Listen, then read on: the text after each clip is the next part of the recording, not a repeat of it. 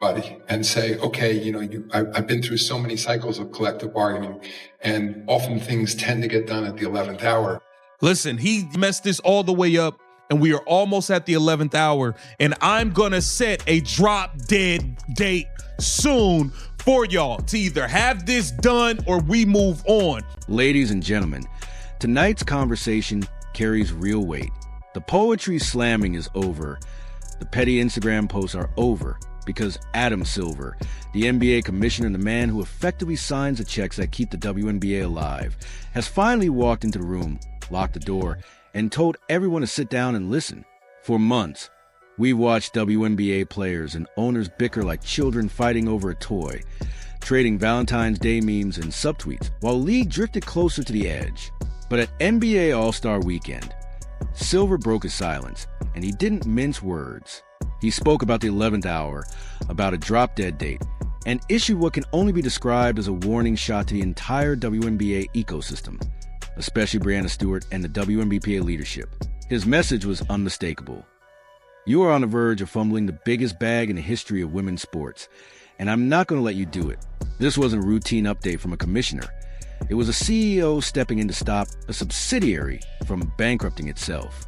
Silver sees the petulant games, the unprofessionalism, the panic texts from rookies who can't afford to shut down, and he's done indulging it. He's stepping in to protect the asset, and that asset has a name: Caitlin Clark. If anyone thought a WNBA lockout was just a rumor, think again, because Silver effectively told the union that if this isn't resolved by April, he's shutting it down. The clock is ticking louder than anyone realized, and the adult in the room has finally arrived. What would be most productive? See, they asked him, Breanna Stewart, and said, we love to sit down with Adam. We love for him to be at the table. He said, man, I ain't sitting down at the table with y'all.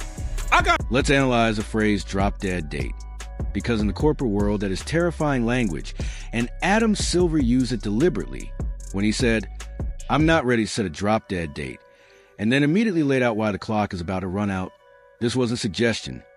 It was a roadmap to a shutdown. He pointed to the logistical reality the union is pretending doesn't exist. There are roughly 2 months until training camps open, about 60 days. And in that time, a league must hold a draft, conduct an expansion draft for Golden State, and open free agency. None of that, absolutely none of it, can happen without a collective bargaining agreement. You cannot draft players into a league without a labor deal. You cannot sign free agents without a defined salary cap. By spelling out the timeline so precisely, Silver was exposing the union's bluff. The WNBA believes it can drag this into May and force ownership to cave, but Silver just popped that bubble. He reminded them that real deadlines are coming in weeks, not months, and that their perceived leverage is an illusion. The true leverage is a calendar, and the calendar is about to crush them. If there's no deal by mid-April, the season is delayed. If the season is delayed, TV partners get angry. If TV partners get angry, the money disappears. Silver knows this better than anyone. He's lived through NBA lockouts. He knows how ugly it gets. And he's looking at the WNBA's amateur hour tactics and effectively saying, do you have any idea how close you are to blowing this? Momentum in terms of the amazing amount of progress we've seen in women's basketball. The amazing amount of progress that Caitlin Clark has brought to this league. That's what you're blowing. Adam Silver sees it, man. There's a fascinating detail in the video about Breanna Stewart and the union publicly calling for Adam Silver to come to the negotiating table, because it reveals a massive misread of power. They wanted him involved. They wanted to bypass WNBA Commissioner Kathy Engelbert and negotiate directly with the NBA, believing that if they could just get Adam Silver in the room, they could charm him into handing over 30% of the revenue. Instead, he ghosted them. Silver flatly stated, I have not been at the table. I am involved behind the scenes. And in executive language, that means you are not worth my time. It means he trusts the owners, not the players. It means he's issuing marching orders to the WNBA ownership group and telling them to hold the line.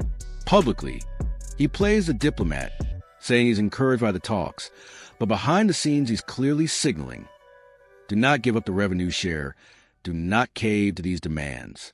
As the video host explains perfectly, Silver isn't sitting down with any of them because he sees the games being played.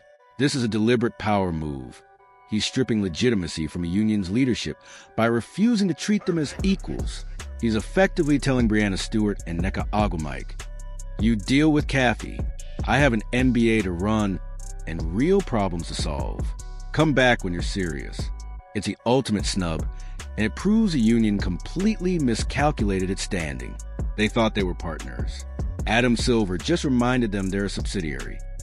I've been through so many cycles of collective bargaining, and often things tend to get done at the 11th hour. We're getting awfully close to the 11th hour now when it comes to bargaining to set a drop dead date. But I will say, as I look at the calendar and the amount that we need to get done, really over the next 2 months. Quoted as saying, I'm not ready to set a drop dead date.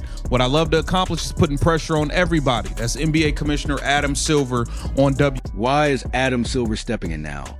And why do it All-Star Weekend instead of letting everyone fight it out? The answer is simple. Caitlin Clark. Silver is a businessman and he follows the numbers. He sees WNBA viewership up roughly 500%. He sees charter flights getting paid for. He sees billions in potential future revenue. And he knows every bit of that momentum is tied to Caitlin Clark entering her second year.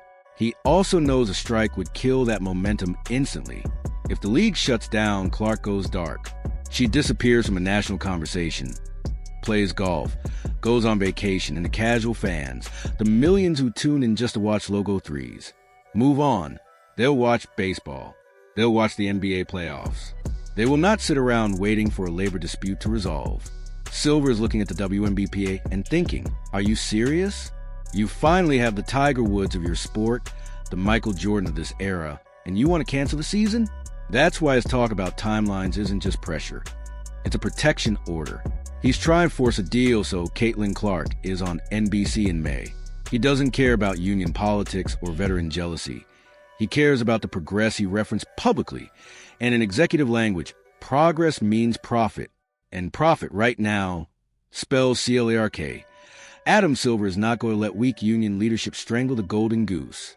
To the WNBA about the latest CBA negotiations. This is a three-parter, folks. A three-parter. Roses are red, violets are blue. We'd love a proposal that values players too. The video also highlights the Valentine's messages and we can't afford this narrative, and Adam Silver sees it all. As the head of the NBA, the WNBA's unprofessional antics reflect on him. The league is an NBA product, and when it acts like clowns, the NBA looks like a circus. Silver is stepping in to restore order. He is the adult in the room, telling the players, if you want to be treated like professionals, act like it. Sign the deal, get on the court, and stop tweeting poems. Public support has already shifted. Fans side with the owners and Caitlin Clark, not the union, and Silver knows it.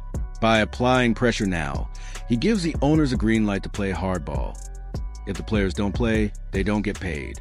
Panic texting rookies cannot survive without a paycheck, and the union is being squeezed where it hurts. The drop-dead date is looming, and the union has two choices.